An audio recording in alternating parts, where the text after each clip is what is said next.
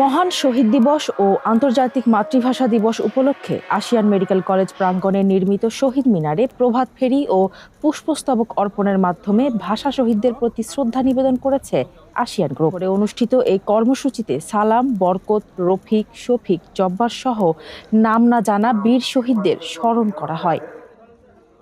অনুষ্ঠানে প্রধান অতিথির বক্তব্যে আশিয়ান গ্রুপের চেয়ারম্যান মোহাম্মদ নজরুল ইসলাম ভূঁইয়া বলেন, ভাষা শহীদদের আত্মত্যাগের ফলেই আজ আমরা মুক্তভাবে বাংলায় কথা বলতে, স্বপ্ন দেখতে ও নিজের পরিচয় ধারণ করতে পারছি। তিনি ভাষা আন্দোলনকে স্বাধীনতার প্রথম সূচনা হিসেবে উল্লেখ করে বলেন, ভাষা আন্দোলন শুধু ভাষার অধিকার প্রতিষ্ঠার সংগ্রাম ছিল না, বরং এর মধ্যে দিয়েই বাঙালির জাতীয় চেতনার জাগরণ ঘটে, যা পরবর্তীতে ১৯৭১ সালের মহান মুক্তিযুদ্ধের মাধ্যমে স্বাধীন সার্বভৌম বাংলাদেশ প্রতিষ্ঠায় ভূমিকা রাখে। ভাষা শহীদদের আত্মত্যাগ না হলে জাতির সংস্কৃতি ও ঐতিহ্য হুমকির মুখে পড়ত বলেও উল্লেখ করেন তিনি।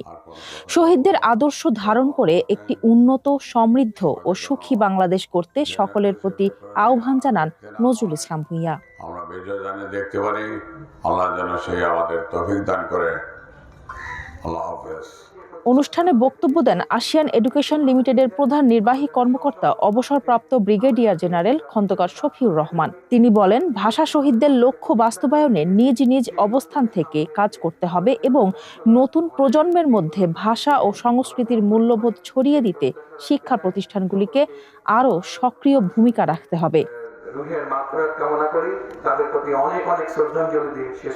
এ সময় আরও শ্রদ্ধা নিবেদন করেন আশিয়ান গ্রুপের পরিচালক মোহাম্মদ জাহিদুল ইসলাম ভূঁইয়া, এএএ লজিস্টিক পয়সা বাজারের চেয়ারম্যান অনামিকা ইসলাম ভূঁইয়া, আশিয়ান এডুকেশন লিমিটেডের প্রধান নির্বাহী কর্মকর্তা brigadier general Khandaker Shafiur Rahman, Ashiyan medical college হাসপাতালের অধ্যক্ষ অবসরপ্রাপ্ত মেজর জেনারেল অধ্যাপক ডক্টর মোহাম্মদ মাহবুবুর রহমান, হাসপাতালের পরিচালক ডাক্তার মোহাম্মদ আবুল ফজল সহ Ashiyan land development, Ashiyan medical college ও হাসপাতাল, Ashiyan food and beverage, Rokeya Begum international school and college, AAA logistic Paisa Bazar, Bhuiyan builders ও দৈনিক মানবকণ্ঠের সংশ্লিষ্ট ব্যক্তিবর্গ।